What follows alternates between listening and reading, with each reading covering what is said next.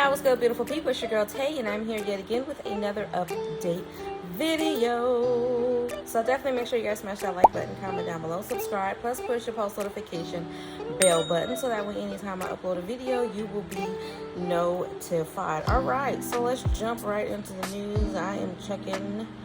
I had a couple of things that I wanted to talk to you guys about. Something that was very, very interesting pertaining to our president. So we're definitely going to jump into that first. Hold on. I should really just have it up, but I don't be thinking about it. Okay, so first things first, like I said, regarding our president of the United States, it says Biden is getting irritated by Democrats who won't back him to run for re-election in 2024 when he will be 81, and a lack of respect from colleagues and the press. Okay, so this actually came out yesterday. It says President Joe Biden and his top aides are irritated by the cold reception his expected 2024 re-election bid has received from fellow Democrats and the media, and new reports suggest on Monday, okay? Biden, who would be 81 years old when he ran for office a second time, has faced a mountain of discussions about potential primary challengers compared to other first-term presidents this early in office. Lawmakers within the president's own party have been hesitant to get behind him at this point. Earlier this month, Firebrand Representative Alexandria Ocasio-Cortez refused to say she would back a Biden 2024 campaign during an interview on CNN. Should he run again? I think that I think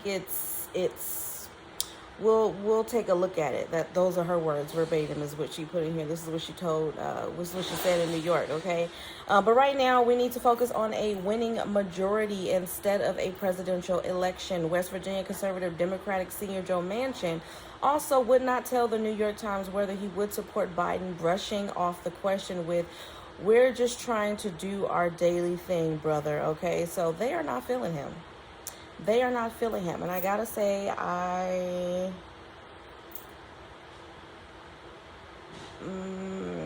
probably gonna step on some toes when I say this, but I feel like President Biden was a means to an end, because a lot of people were upset with our previous president and was just like, okay, we'll just take anybody but him. You know what I'm trying to say? Not saying that that's necessarily the case. That's my personal opinion. I know that's how I felt.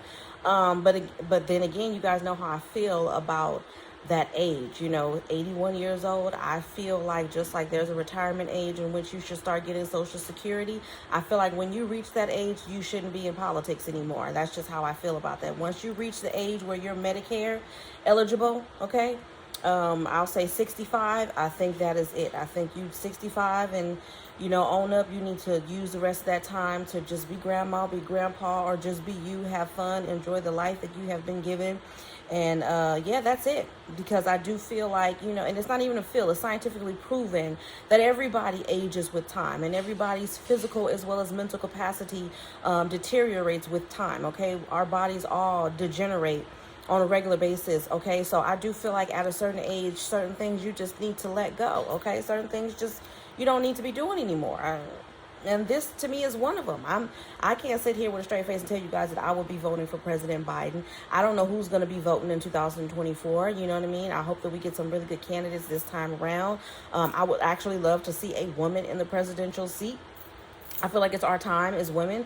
I feel like they have put blocks up and tried to keep us down for so long that it would be really, really great to see a female in office. You know what I mean? I know that we have one as the vice president, but it would be really great to have someone as a head of the Capitol, okay? If I'm saying that right. Now, moving on from that, we've got some news from California today.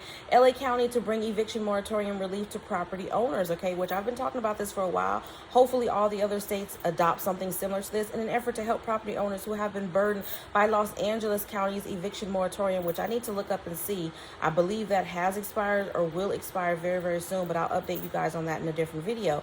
The Los Angeles County Board of Supervisors approved a motion on Tuesday, June 28th, that will identify existing funding legislation and programs to bring them financial relief. The amended motion also directs County Council, the Department of Consumer and Business Affairs, and the Chief Executive Office's Homeless Initiative to report back in 30 days on the status of legal challenges to the county's protections for tenants and recommendations on whether the board should consider an earlier phase-out plan for its tenant protections, okay? The approval of the motion is timely, effective July the 1st, 2022.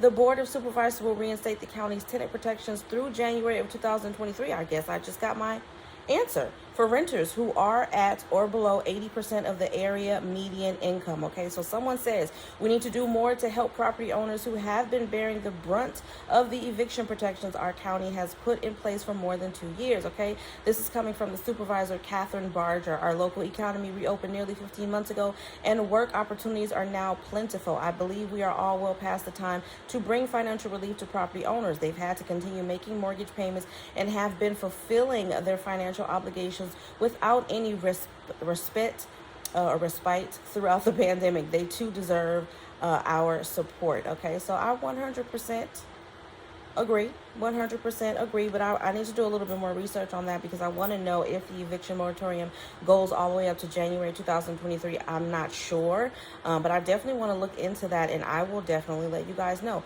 More news in California: $3,000 bonuses, 10.9% raise in first California state union contract of bargaining season. Okay, it says California state employees who operate power generation facilities are eligible for a new variety of retention bonuses worth up to $3,000 over the next 3 years under a new contract agreement. About 1,000 state employees represented by the International Union of Operating Engineers, Local 39, are eligible for the workforce stability stipends. Under the agreement, the tentative contract, which also delivers a 10.9% raise to most of the workers, is the first full state contract agreement of this year. The stipends provide $125 per month, paid in 4 lump sums of up to $750, and this will begin in January of 2023 and continue through August of 2024. This is according to the summary of agreement posted online by the State Human Resources Department.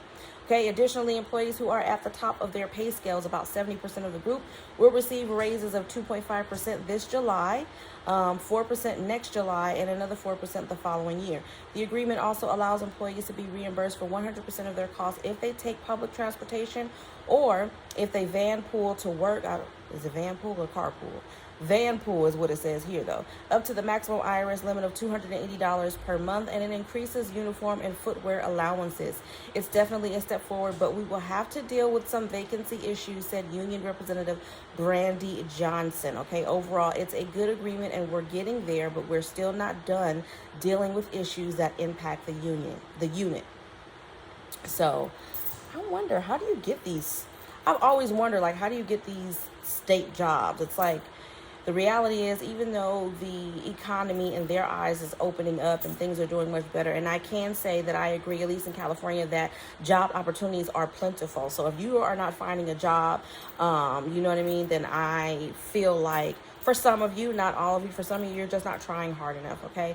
But with that being said, the reality is that it's a lot harder to get these good paying jobs, and that's what everybody needs. We need access to good paying jobs.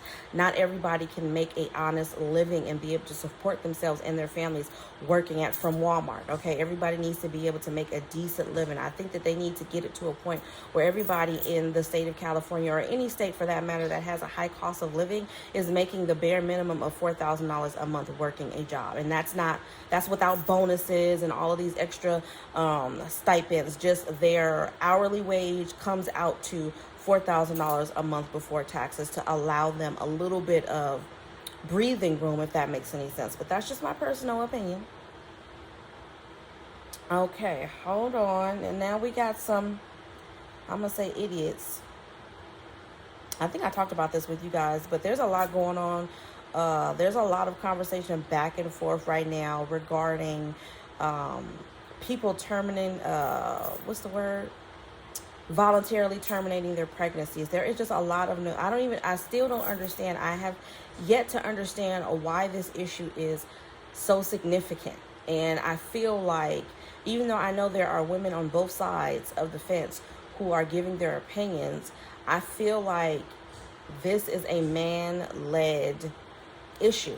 And I just don't understand. I don't agree, and this is why I want a woman in office, because I don't feel like they have a right to tell us what to do with our body. Who are you?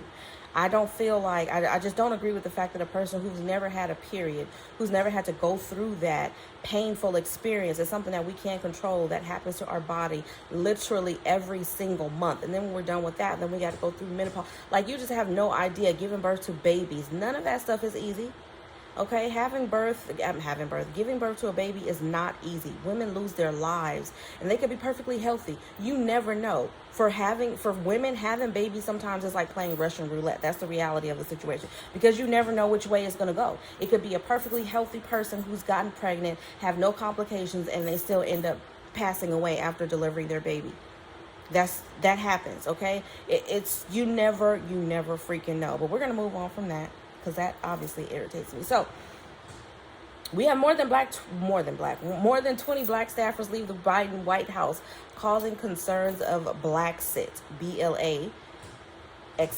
Upon assuming his tenure as President, Joe Biden promised that his staff would reflect the diversity of the nation, and he did open the doors for people of all backgrounds to come in, but those doors for some have swung both ways. According to a new report, what some are claiming is normal and expected staff turnover as 20 black staffers leave their White House jobs.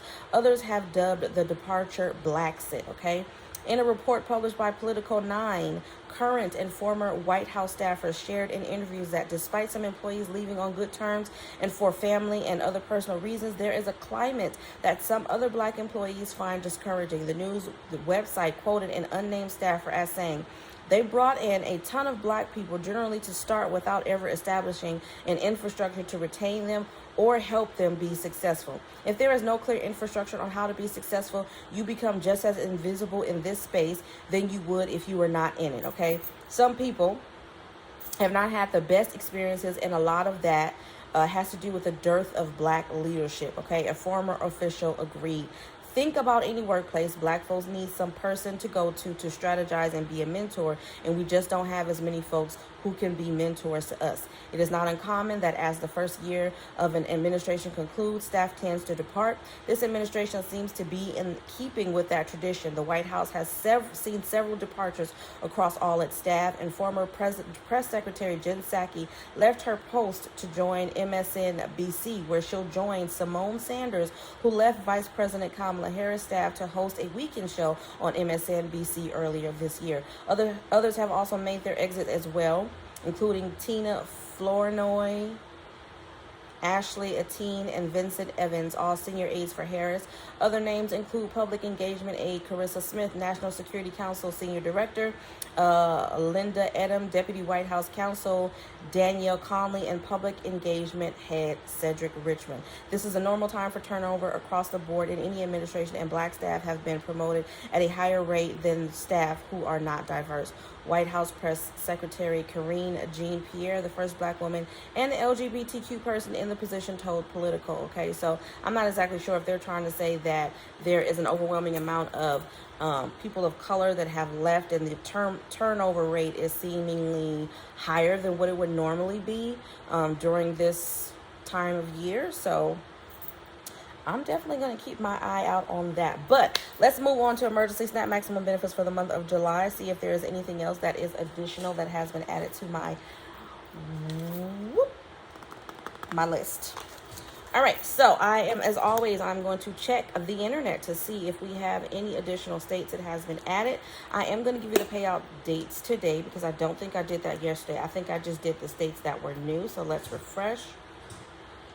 Okay, I don't think that there's much that's different, but we have Alabama at July the 30th. We have Alaska at July the 1st to the 31st. I do remember mentioning California, but there's still no payment information on here. The last thing that I'm seeing on here, and I'm on the USDA website just in case, is for June, but we are approved. Then I see Colorado, which is new, and I don't have that one written down. So let's take a look at Colorado. Colorado, we have July the 10th through the 15th, okay? July 10th through the 15th. Then we have a DC regular issuance, Hawaii, August the 8th. Illinois is new. I don't think they were on here yesterday, so we're going to take a look at that, or maybe they weren't new. Illinois, we have July the 21st through the 29th. And then we have Maine, July the 8th. We have Maryland, which is new. Oh, wait a minute. We got a couple of new states, because I see Michigan after this. But for Maryland, we have July the 1st through the 31st. So pretty much all month long for Maryland, which is what it always is. And then we have Michigan. Michigan is going to be July the 16th through the, I think that says 25th.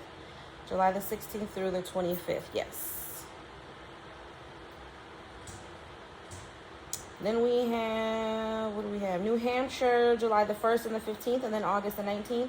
New Jersey, we have July the 1st through the 5th. North Carolina, we have July the 22nd through the 31st.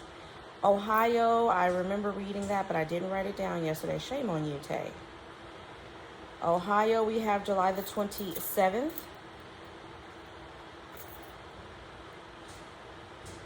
Oregon, we have July the 11th, the 28th, and August the 1st. Pennsylvania, we have July the 16th, the 19th through the 23rd, the 26th through the 29th, and then September the 9th. Rhode Island, we have July the 3rd. South Carolina, we have July the 1st through the 19th for currently approved households, and then all month long for newly approved households. Then we have Virginia, which is July the 16th. Then we have Washington, which I don't have written down, so let me look at that really quick. Washington will be between the 2nd and the 20th, okay? July 2nd through the 20th for Washington. Then we have West Virginia, which I also don't have written down. Moving a little bit faster, though. For West Virginia, we have July the 6th. And then a final run on August the 10th, okay? And then lastly, we have Wisconsin, which is going to be July the 16th. And then September the 10th for a final run. All right, you guys, I hope this information has been some way helpful or useful to you guys in the least little bit. Don't forget to smash that like button because it really does help to let YouTube know that you like what I'm doing and you want me to stick around. Also, I'm going to just ask y'all to drop some hearts down below. I'm going to tell y'all to pick a color. We're going to see who's paying attention. Drop some hearts down below. Let me know you made it all the way to the end of the video. Don't hesitate to subscribe, and don't forget to subscribe to my beauty and lifestyle channel. Link will be down below in the description box. As always, if you guys have not gotten a chance to check out my merch shop, I am very proud of the latest designs that I uploaded on there, and they do have that buy now pay later option on there for those of you guys who can't give up all that money, who's not really trying to spend all your coin all right now. You can do that buy now pay later, so don't hesitate to support your girl. And as always, you guys, I'm going to say, remember to live, love, and elevate, and I will definitely see you guys in the next video. Peace, y'all.